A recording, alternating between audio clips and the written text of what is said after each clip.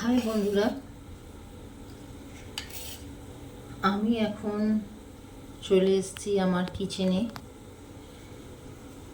ডিনারের রেসিপি তৈরি করতে।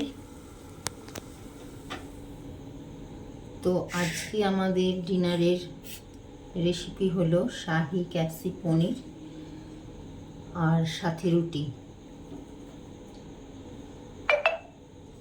তো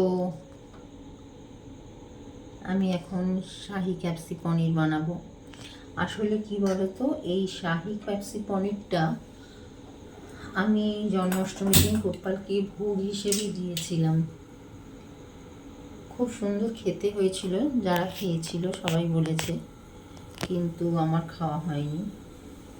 তো ফ্রিজে পনির ছিল, তাই ভাবলাম আজকে আরেকবার রেসিপিটা বানাই। তো আমি বানাতে চলে এসেছি। এখন আমি শাহি ক্যাপসি পনির বানাবো, তারপর আটা মাখবো, রুটি করব।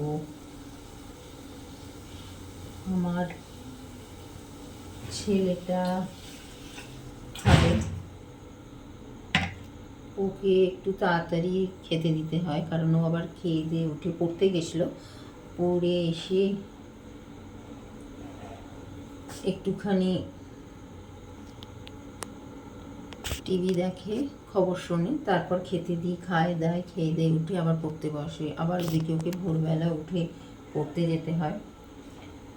তো তাই জন্যে একটু তাড়াতাড়ি করতে হয়। তো আমার এদিকে ক্যাপসিকাম কাটা হয়ে গেছে, পনির কাটা হয়ে গেছে, রেসিপিটা তৈরি করার প্রস্তুতি মোটামুটি আমার রেডি। এবার শুধু বানাবো।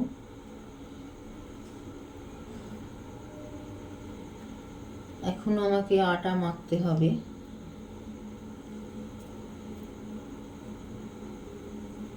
আসলে কি বলতো, আটাটা না আমি মাখি না, কারণ আটা মাখাটা আমার ডাক্তারের বারণ আছে। আমার হাতের খুব যন্ত্রণা হয়।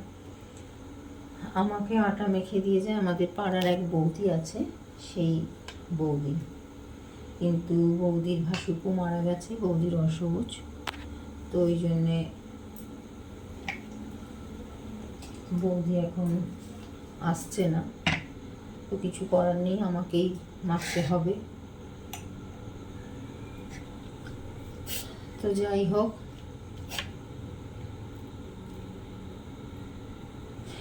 এদিকে শাহি ক্যাপসি পনির বানানোর প্রস্তুতি চলছে।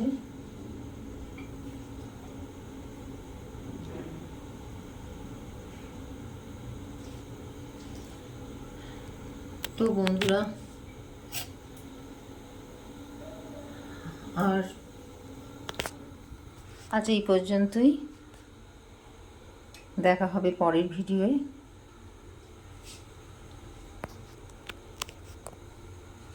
এই ভিডিওটা কেমন লাগলো তোমরা কমেন্টে জানাবে। তো চলো, টাটা।